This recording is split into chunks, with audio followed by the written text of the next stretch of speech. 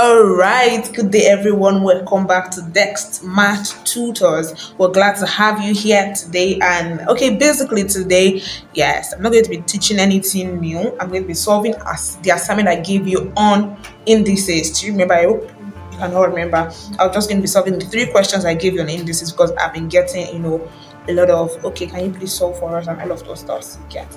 So I'll be solving the question. So let's dive right into it since we don't have all day. So if you can still remember the question, if you can't remember this question, please do also keep an archive of the things we do here. It will really help your learning. Okay, so solution, the first thing the correct math student to write. All right, solution, we're going to be picking the first one. It says, if A and B are all numbers such that A raised power B equals to 121, find the value of A. We have to find the value of A minus 1, B plus 1, right? Okay, so that's the question. Let's move right into solving it. We have 121. Now, we all know that the only number whose square gives us 121 is 11. By that I mean we have 11 square. And if you write 11 square, you can actually compare with A raised power B. You see that they are almost in the same form. And this is what I mean. So A raised power B you can now say rather equals to 11 square. Do you understand? If, let me write it like this, A raised power B equals to, and this is much more better. If A raised power B equals to 121, 121 equals to 11 square. So we can actually equate A raised power B equals to 11 square. So from here, let me write it here, by comparison, we have A equals to 11, that's the base, B equals to 2. Now we can pick this and insert it here. Now our original question is A minus 1 raised power of B plus 1. So if we insert our A, we have 11 equals to, 11 minus 1 raised power of our B is 2 plus 1, right? So we have 10 raised power of 3, which is written as 10 times 10 and times 10. We have 1000. All right, that's the first one. Let's move on to the second question, which is supposed to be number 7. Number 8. It says simplify 5a. Now here we're going to be applying a lot of laws that we learned previously, and that was one of the reasons I said the last time that I love simplified questions. Yes, I love it. Not even because I love it, you can't. All right, so A squared B. So solving this means that we have to expand when necessary, we have to add when necessary. The first thing you do is pick this constant and this constant. So we have equals to 5 times 3. We are solving, you know that this is a division line, right? So we're solving for the numerator first. So 5 times 3. Then you pick A times. Before we do that, I think it's just best, right, equals to. Now, the reason I cancel this is because we are yet to simplify this particular part. So we have 5 A raised power 5 B square times 3. There's a law that says this square affects the two variables in the box. So we have A square. Now it's now be B raised power 3 times 2, which is 6. Did you get that? Divided by 15 A squared B. Please, if you didn't get this, please go back to the first class on indices that talked about laws of indices. So from here we can now collect like terms by multiplying like terms. So we have 5 times 3, they are both constant. Then for A, don't forget law of indices. Law of power says that when you're multiplying, then you add the powers. Law of multiplication rather, when you're multiplying, you add the power. So we have A here, A times, times A, we have 5 here. In this equation, we have another A, which is times 2, times A raised power 2. So instead of writing times again, what we do is plus 2. Is that clear enough?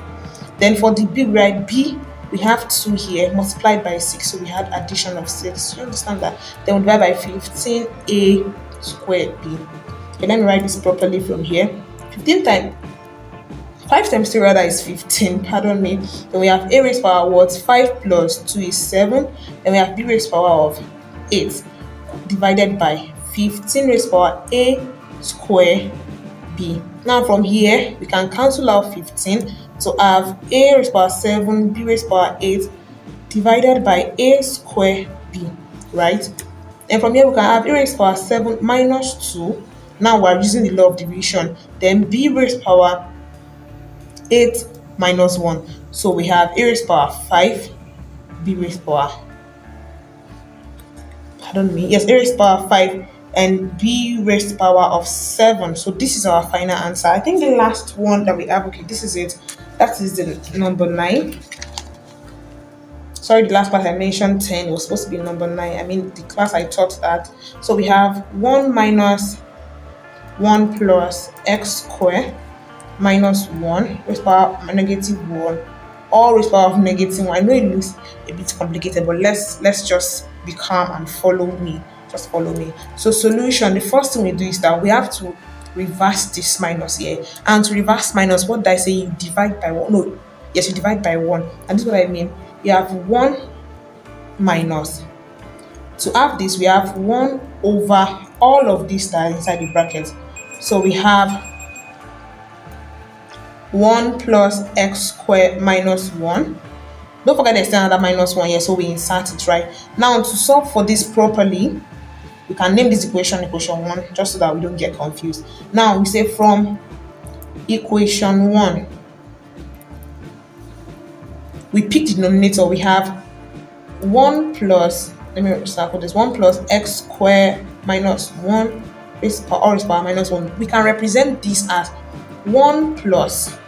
Now, once you add minus 1, what do? We write the inverse, 1 over x squared minus 1. Now, from here, we can simplify by having the LCM, right? LCM is x squared minus 1. Then from here, we say, of course, this is over 1. So from here, we have x squared. I believe you know how to do LCM, right? Then this one will be what? Plus 1. So plus 1, we cancel out minus 1. So what we have is x squared over x squared minus 1. Is that simple enough? What we just solved for is the denominator here. So we can insert this in the denominator. Do you understand what I'm saying? Inserting this, sorry about that, in the denominator means that we have 1 minus 1 divided by, I just want to write it like that, make it simpler. Let me put a box here. We have x squared over x squared minus 1. And then from here, what do we have? Equals to, we have 1 minus, now if you're dividing this, it just means that you are alternating the, what's it called? Like the denominator will go to the numerator and the numerator will come to the denominator, just like the inverse of this. So we have x squared minus 1 all divided by x squared, right? So from here, we can look for the denominator to be x squared.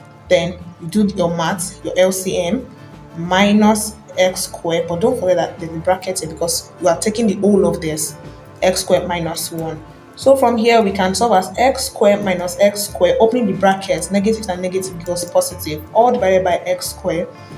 From here, this can cancel out this to have 1 over x squared, which can also be written as x power minus 2. So whichever way you write it, if you got this, that means you are correct. So we have come to the end of indices. So if you have any question related to indices, NECO, or any question, do well to chat us up, drop it on our Telegram channel, or send us a mail. We'll do well to respond to you. All right, the next class and the next topic will be taken.